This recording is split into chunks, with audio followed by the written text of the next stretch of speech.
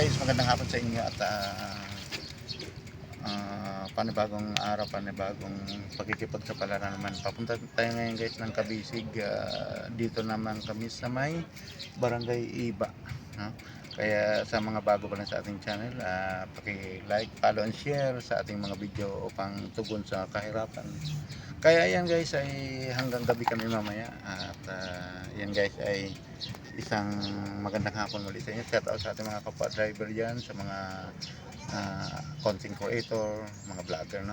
Sa lahat, Luzon, Visayas, Mindanao at sa ating mga OFW sa ibang bansa. Shout out sa inyo at ingat po kayo lahat dyan at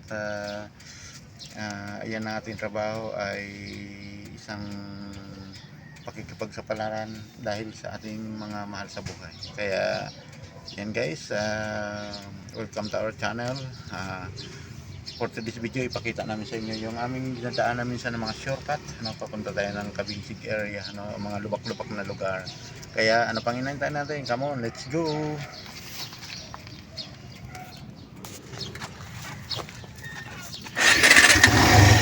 Alright, yan guys, yung ang mga lupa rito o kaya kalsada hindi pa guys na sisiminto masyado dahil ay mga private area, no? Pag ayaw na may-ari pa siminto, pa konkreto, hindi talaga maaari. Tapos ito guys, minsan may time na kalsada to rito pero pag oras na kailangan na may-ari, nagiging close na papasarado dahil yan nga ay hindi pa sa government, no? Kaya yan guys ay sa kabila nakikita pa natin ay shortcutan yan papunta na may iba. Kaya yan na medyo pahon talaga rito. Yan, at saka ingatan yan at minsan guys may mga kasalubong kami, masikip ang kalsada rito at kailangan talaga ingat, no?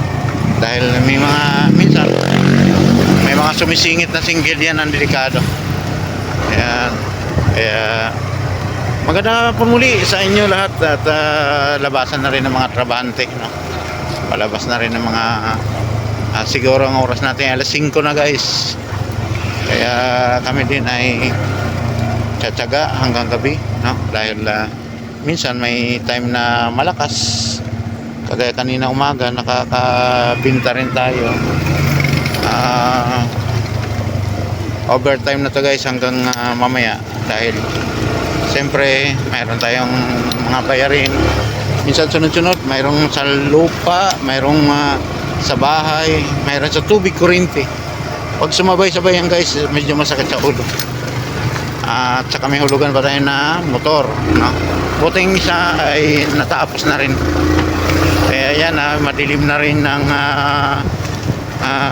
kapaligiran natin dahil mag-aalas 6 na ng hapon. Kaya shout out sa mga taga rito. Andito na tayo sa buhay na tubig, street. Hanggang guys ay may court pala sila rito na maliit, kaya malaking bagay din. Pagkapon minsan nakaka-basketball. Ayan. Ayan. Kaya tuwan-tuwa pati mga matatanda. Alright, at tuloy-tuloy lamang at maya-maya guys, papasok na tayo ng yung buhay na tubig guys ay dyan sa baba.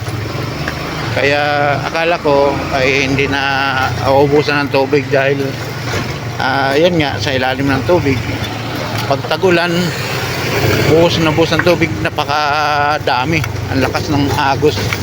Pag ganito pa lang summer nawawalan din. Ito guys, yung bundok na to ay yan na guys sa baba na yan. Ayan. Mayroon diyang bukal na malaki. Diyan naliligo karamihan, dinadayo din ng mga ibang lugar. At gusto-gusto nila dyan dahil umaagos talaga ang tubig. Kaya ito guys, ito ay hindi rin to government na kalsada. Ito ay private, pagmamayari ng Anacol company. Kaya hindi basta-basta mapasimento ka agad.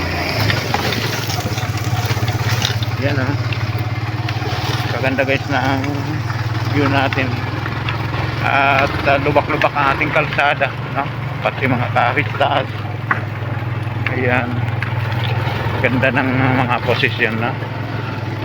Pagtagulan dito guys, sobrang putik, pero hindi kasi naman putik masyado dahil ito ay mga bato na nilatag nila rito. Ayan dito. Ayan, ganda na. Pati mga bundok sa taas, no? Dito rin kumukuha ng ginagawang tiles sa lugar na to. Yan guys, pakita ko sa inyo mamaya yung inakyatan ng truck, napakataas din. Ayan guys, kita pa natin. Yan, pag tag-ulan diyan, hirap na hirap ang truck, no? Napakataas yan guys. Yan naman guys, at magandang hapon muli sa inyo lahat, at ingat-ingat po tayo sa ating mga trabaho, at salamat guys sa pagsuporta sa ating munting channel. Thank you for watching. Bye bye.